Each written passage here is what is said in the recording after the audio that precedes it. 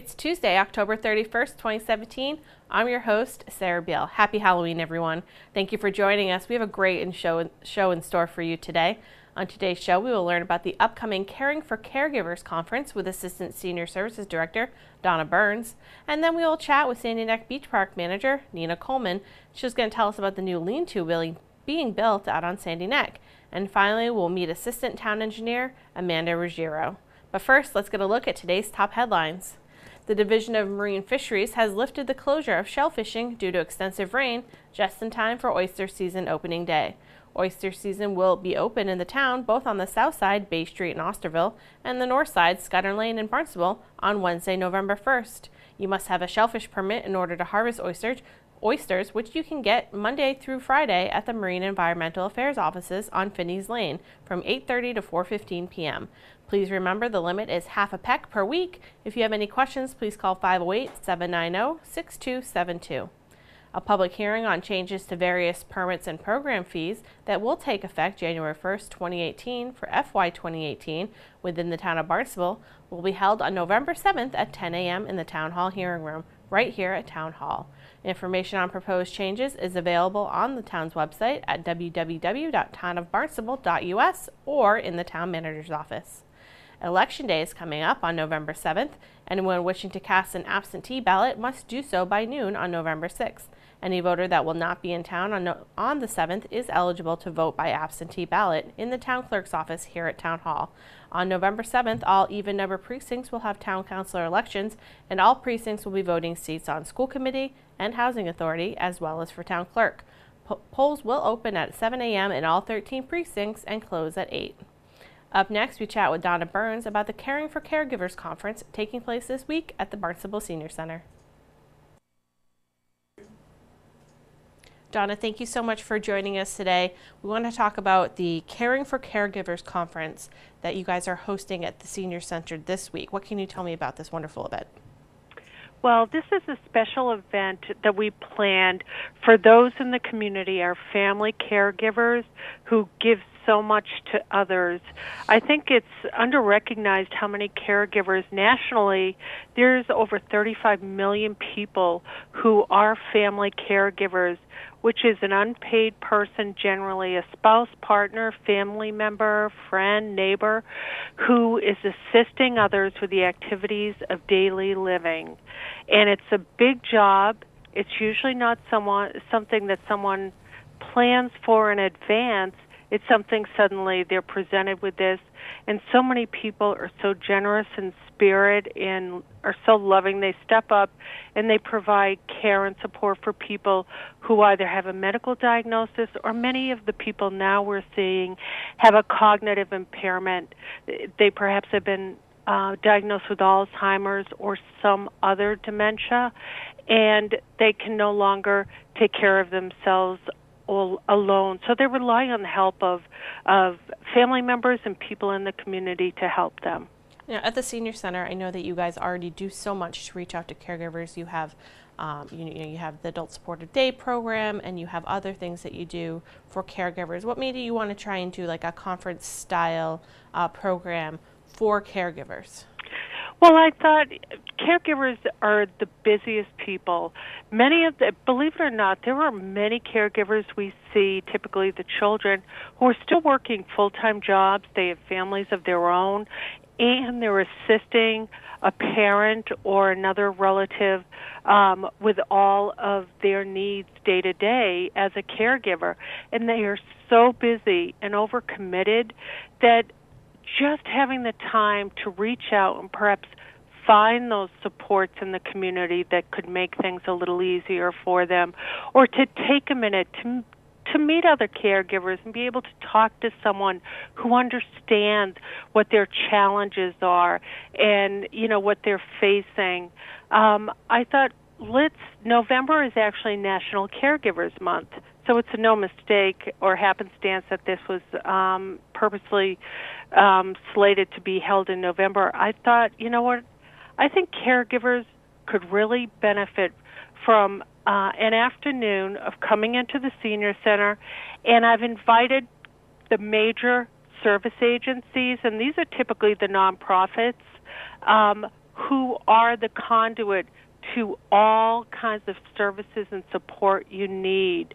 And that includes elder services, Alzheimer's Association, Hope Dementia and Alzheimer's Services, Family Support Services of Cape Cod.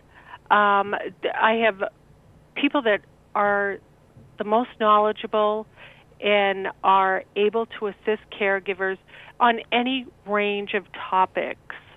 Wonderful, and the caregivers are going to be able to come in, and it's almost going to be like they're not going to have to take extra time out of their life to contact all these different organizations. They're all going to be right there, ready to help them answer questions and find out what services that they might have that may help them in their caregiving duties. Absolutely, and we feel so strongly that, anything that we can do, as you mentioned, of course, that is a key area of concern for us here in our community, the many family caregivers. And we have some other fun things planned. We are going to have all these folks available. They'll all have tables with all their information and some nice things that people can take away. Also, I'm going to have a panel, and each of the people are going to get up and explain what do they offer, and how can their services benefit the caregivers that are in attendance.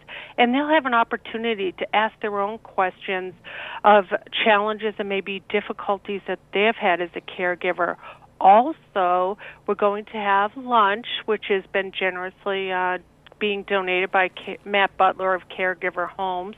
And we're going to have some treats, some raffles, some giveaways. I think it's going to be a really nice, relaxing, informative, and supportive time. We're also going to wrap up, I'm going to call it Info Entertainment. We have the wonderful Melissa Weidman of Hope Health, who's a talented vocalist, and Charlie Case. He's an elder law attorney. They actually have put together a musical show, music and conversation for folks that are caregivers. And it's fun, it's entertaining, and it has a lot of great information. That's wonderful. So let's tell all our viewers when this is and how they can get signed up. Absolutely. I do want to stress it's important that people know that it's free. There is no cost to attend this. And it will be held Thursday, November 2nd, 1 to 3:30 at the Barnstable Senior Center, which, if you haven't been here, it's at 825 Falmouth Road right here in Hyannis. And we do appreciate it if you'd be so kind as to give us a call, 508-862-4750, so we can keep an idea of how many people are coming. And I hope that people, caregivers in the community can take this time for themselves.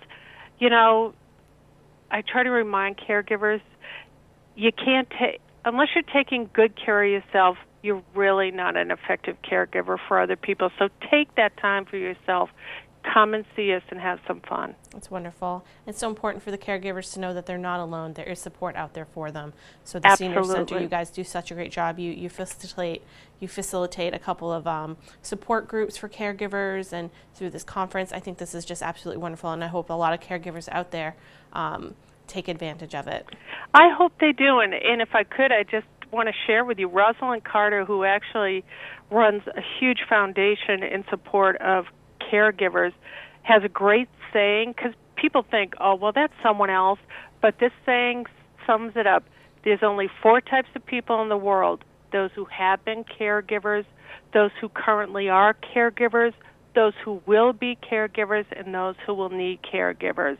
So even if you can't join us, if you know a caregiver in the community, reach out to them. They might be able to use your help and support. Wonderful. Thank you so much, Donna, for joining us today and letting us know all about this wonderful conference you guys are holding. That's again on Thursday, November 7th from 2nd. I'm sorry, it's November 2nd from 1 to 3:30 p.m. It's called the Caring for Caregivers Conference. Thank you again so much. I really appreciate it.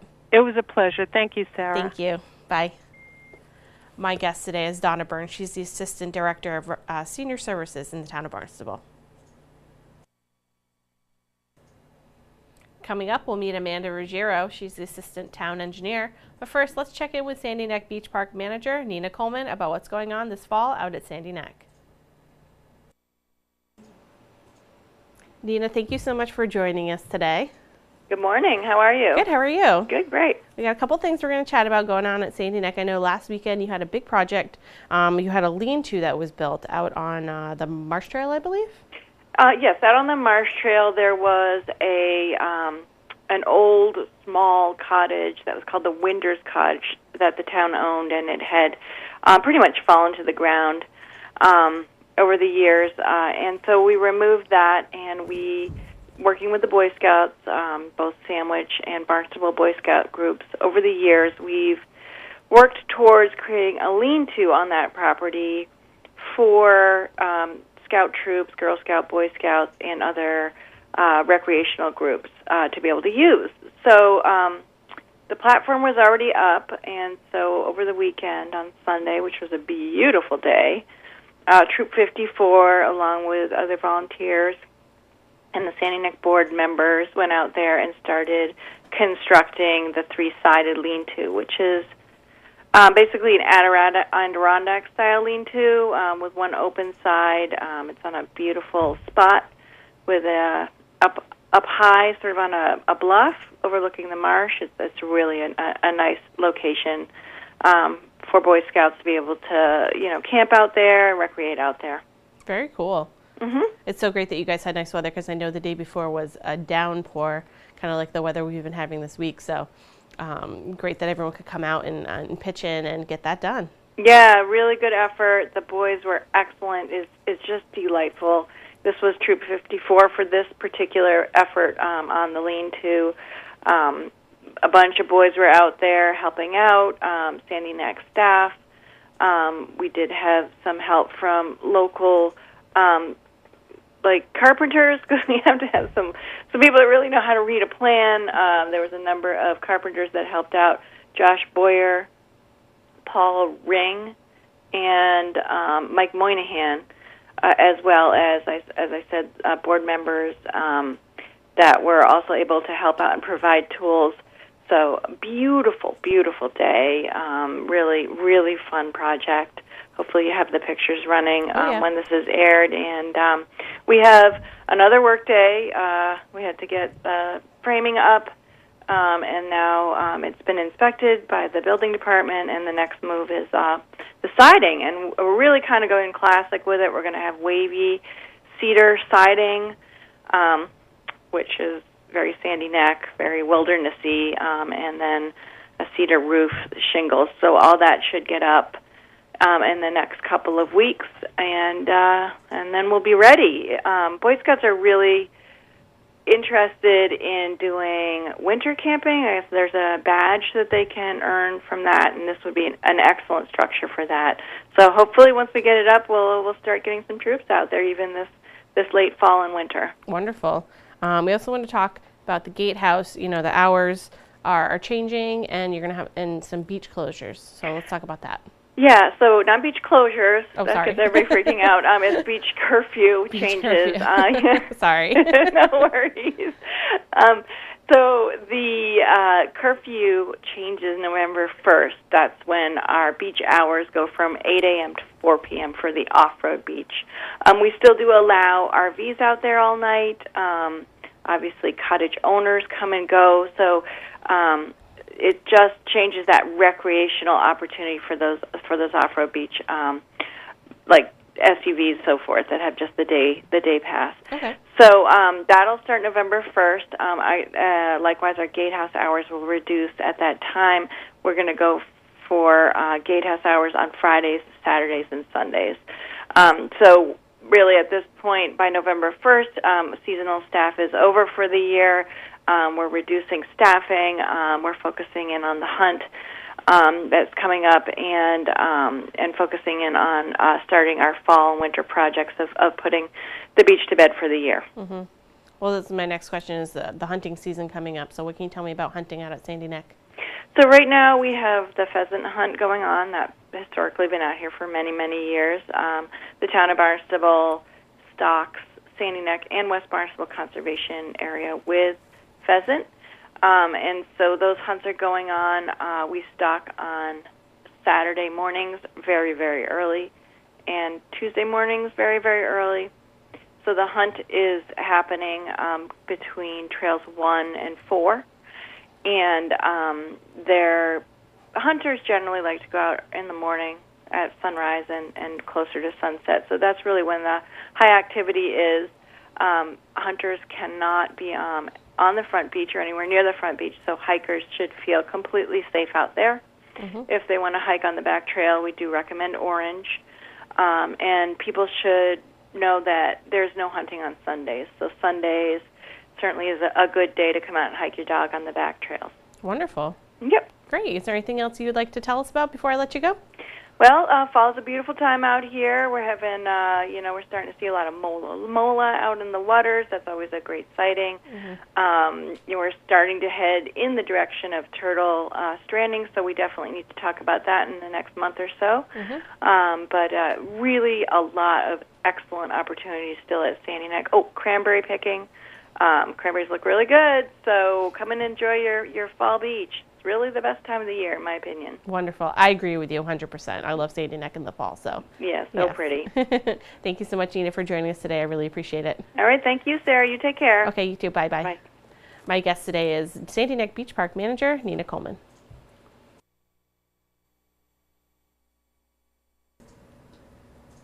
Amanda, thank you so much for joining us today. Let's get right into it. Let's talk about the comprehensive field study, because that's a project that you have been working on since that started a couple months ago, right? Almost approaching a year at this point. Okay, cool. Because we first have to go out to hire a consultant. So I think we received about 10 applications for RFPs, which are requests for proposals, and then we interviewed those, and then we would hire on. So I think earlier this year, we hired a consultant on board to start our comprehensive field study, which we broke into 3 phases. The first one's the needs assessment, where the consultant is currently working on. The second one is the evaluation of our fields. And then the final one is the strategic plan, which talks about the delta between the 2 plans, and in order to get a strategic plan for planning capitally for the future. Okay, and I know you guys had, over the summer, you had a couple of meetings for people to come out and talk about it, and you did the survey. So what would you say you found out from doing those things? So the survey, we had about over 200 respondents for that, so that was pretty equivalent to when they put out the open space plan survey. So we got a little bit less than that results, but it was pretty thorough, hit many different facets, between people that were walkers to people that used soccer fields, lacrosse fields. Basketball became pretty prevalent, that it was lacking, and also pickleball.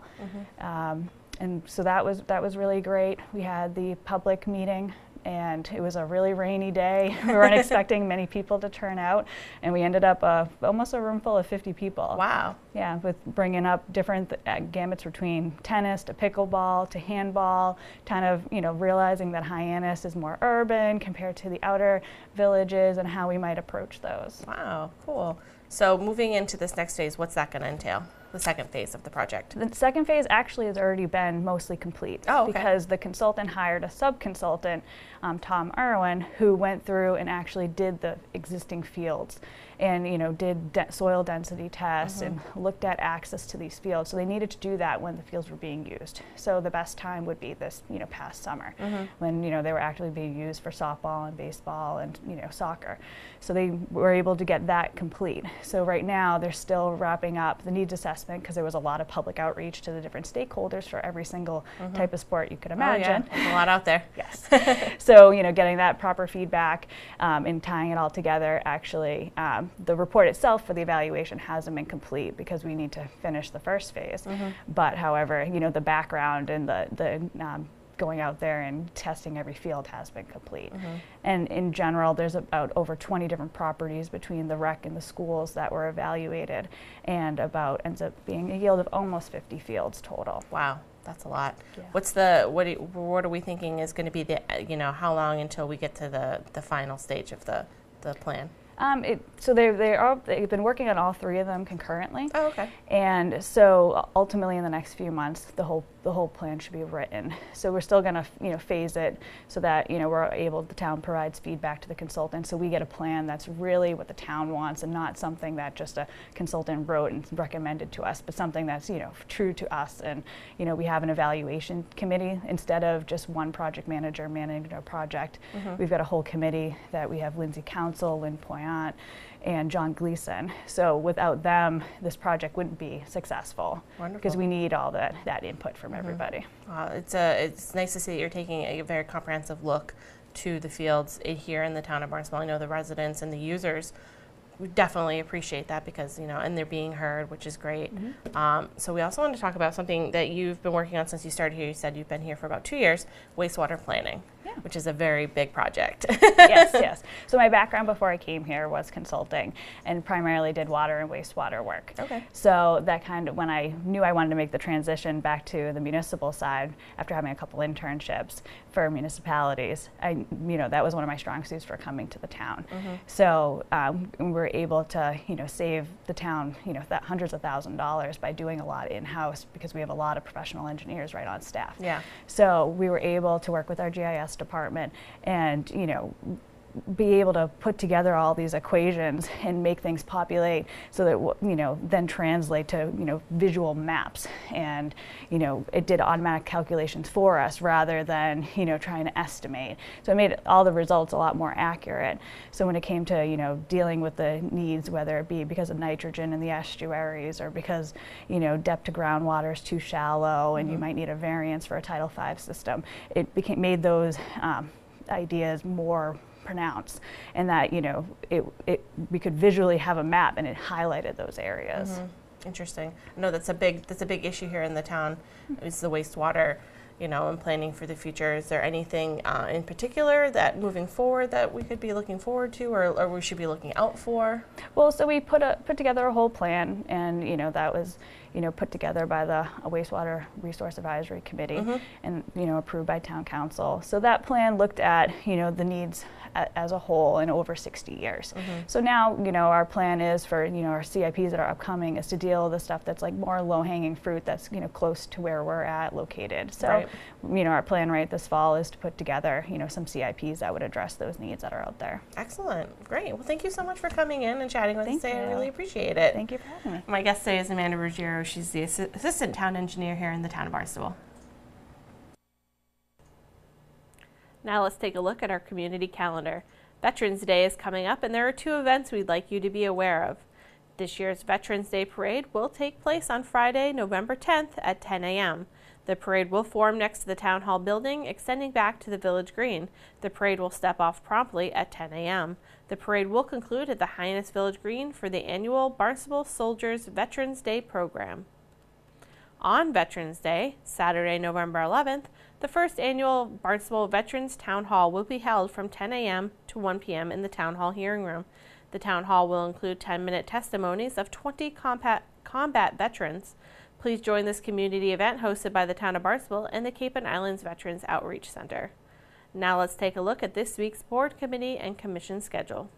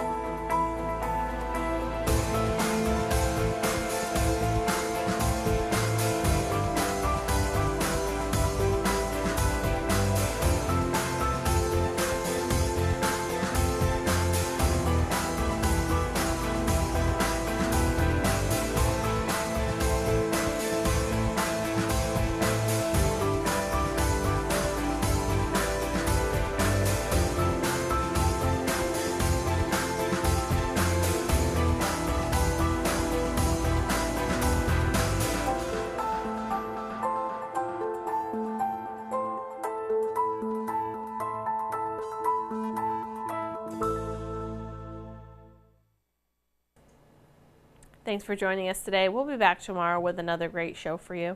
On tomorrow's show, we'll get an update from the Barnstable Police Department. We'll get a check on the upcoming town election with Town Clerk Ann Quirk, and finally we will chat with Finance Director Mark Milne. For Barnstable Today, I'm Sarah Beal.